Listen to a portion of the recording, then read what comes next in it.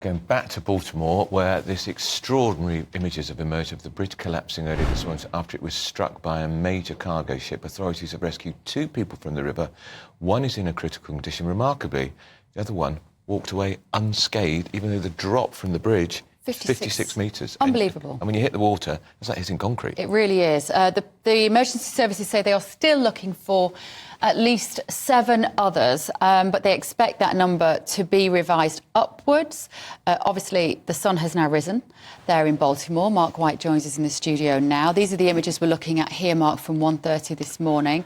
What more do we know now with it being just coming up to 7 o'clock in the morning? Well, yeah, as you say, absolutely extraordinary images for those that are on radio. It shows the cargo vessel colliding with a column of the bridge and leading to a complete loss of structural integrity, and the whole of that bridge then collapses into the river. And there were vehicles on the bridge at the time. We believe there were a number of construction workers.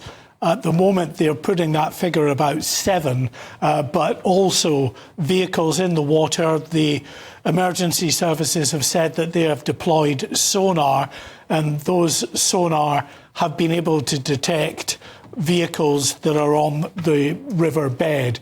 But it's still, according to the emergency services, an active search and rescue operation, because you can see from on the right of the screen there the daytime images.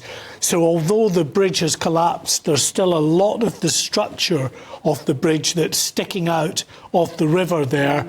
Potentially areas that anyone in the river would be able to cling to. So that needs to be properly searched. It's possible as well that somebody may have been taken down the river by the current, come ashore. You just never know. That's the hope anyway, but it's, very cold in that river at the moment. It's not a good prospect for anyone to be in there for a length of time. The sheer scale of this bridge that's so shocking to see it disintegrate so quickly. It carried 11.5 million vehicles every year. A major bridge, 1.5 miles wide, and it just collapsed like a box of matches. I think we can be thankful for the fact that this accident, if it was an accident, happened at 1:30 in the morning. Yeah. So it would not have been nearly as busy as it is during the day. But it's still a major highway. Sure. Up through towards Philadelphia, New York and New Jersey.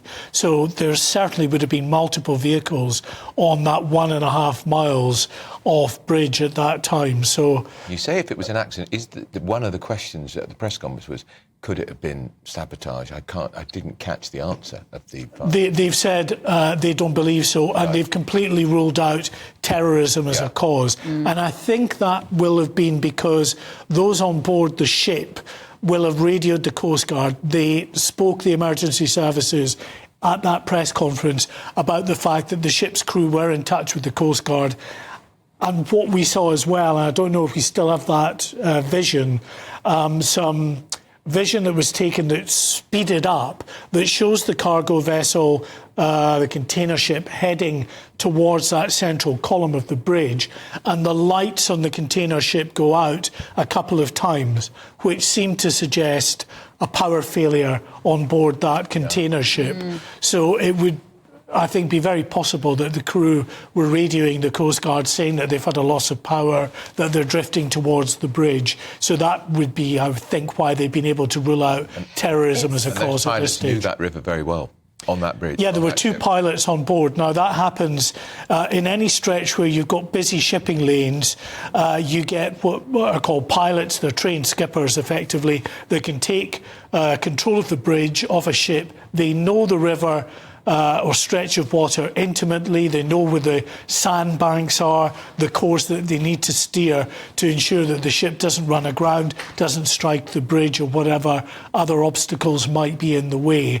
And they operate this route all of the time. So I think it was always unlikely that it would be some kind of error on the part of the pilots. But I think a power loss does seem to be a logical explanation at this stage. It's a 6-lane bridge, Mark. There are nearly 9 miles of approach roadways coming up to this bridge.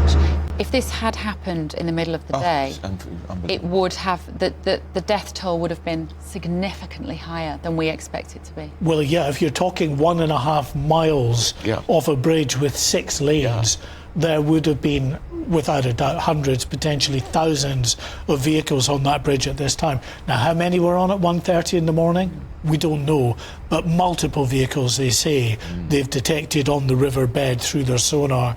And sadly, because you're plunging from 56 metres, I think you said before, Bev, in terms of the height of this bridge, you're going to smack that river at a very significant impact that may have rendered them unconscious. They might not have been able to get out of the vehicle if it buckled the vehicle itself. They might not have been able to open the doors or the windows.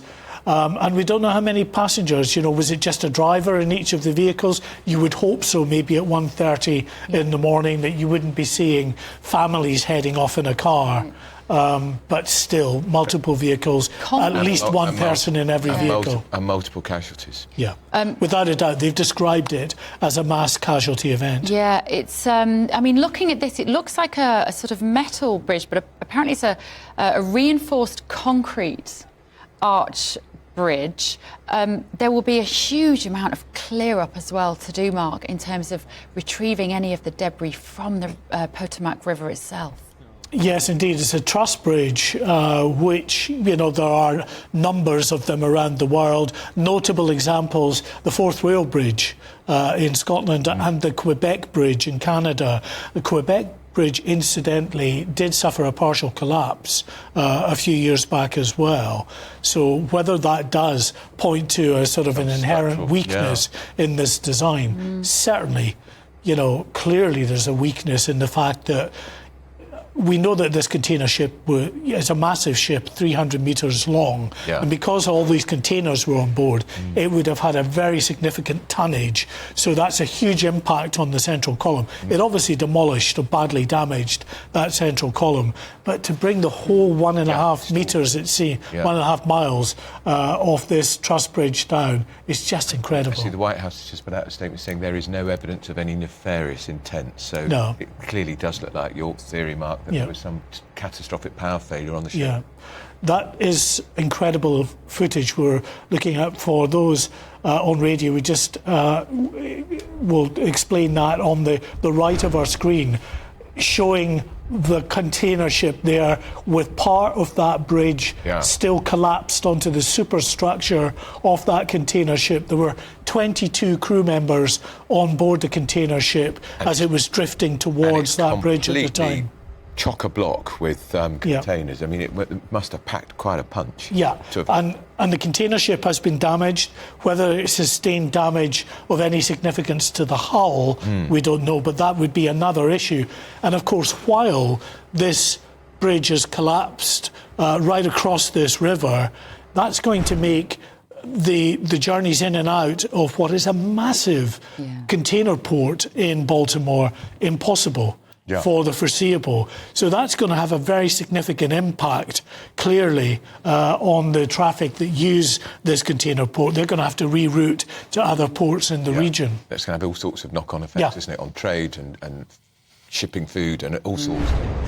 Extraordinary. Again, I've said it before, it just was like watching a disaster movie. You couldn't really believe it. It's jaw-dropping. These are fascinating daytime images. I say the first proper sort of, it's obviously taken on board a boat. It's a bit shaky at times, but that gives you an indication. At one end, there appears to be part of the bridge that's still standing, but I think most of the superstructure of that bridge is clearly gone. Helicopters circling in the sky now, of course, looking, I imagine, for debris and also and for survivors. But I mean, what hope, Mark? Because the temperature, I think you alluded to, was 9 degrees Celsius. They've been in the water for hours. Within minutes at 9 degrees Celsius, you're going to start to suffer hypothermia.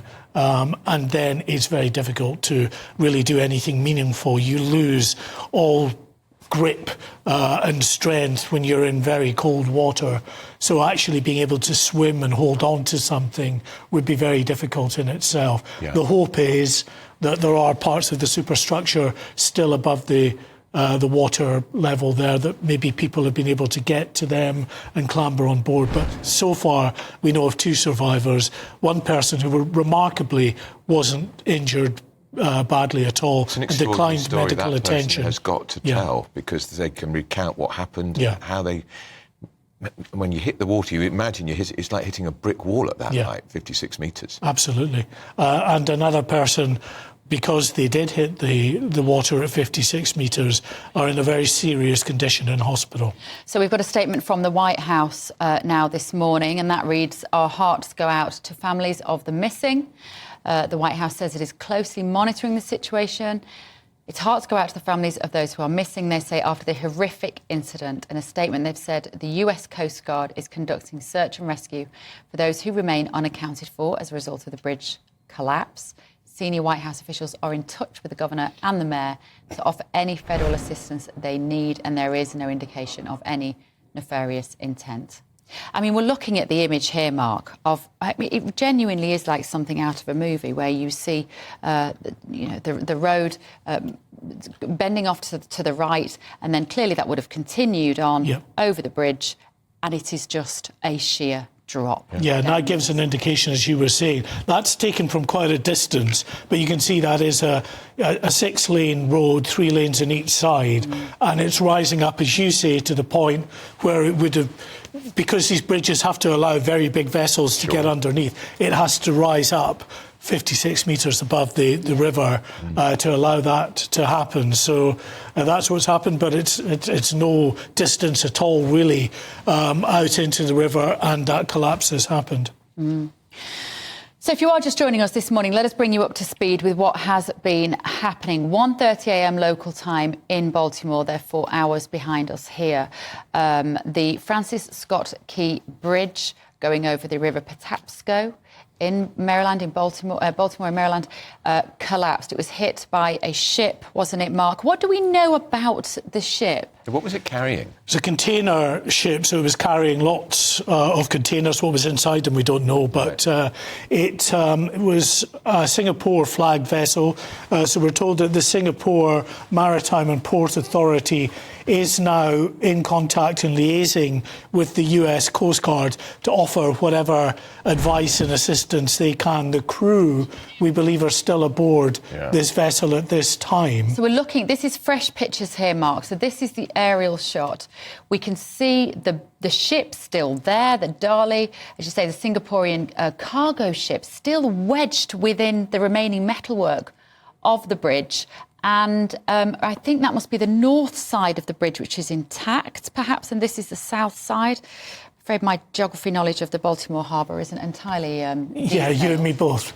But we can see where it's hit the bridge, and it almost has taken it down almost halfway along, perhaps a little bit more in one direction. One section still standing and the rest of it just in pieces, like it has just been snapped into 6 or 7 large sections. Yeah, one end, it looks about maybe 100 metres or so of the bridge is still intact, but the rest of it, from what we can see in these images, is completely gone. That's the bow of this container ship with the superstructure of this bridge collapsed and split in two on top of the bow of the container ship. What damage to the container ship itself, the superstructure of the ship and the hull is, we don't know, because that is obviously going to factor into what the rescue services do as well about removing that container ship. If it has been compromised in terms of the hull, it potentially could be in danger of sinking. And again, no investigators have gone on board yet because they're still not clear how safe it is. Of course, the crew are still on board. Look at that shot now as it's widening out. You can see actually that a very significant part of the bridge has indeed collapsed. You've got 100 metres or so either side that it seems, the roadway is still intact, and then it just shears off. That main section, the bulk of the bridge over the river, has just collapsed straight into that river itself. The search and rescue is underway. We heard earlier a press conference from James Wallace, the chief of the local fire department there, and he was saying how there are multiple agencies involved in the rescue effort, multiple marine assets, state, local police agencies.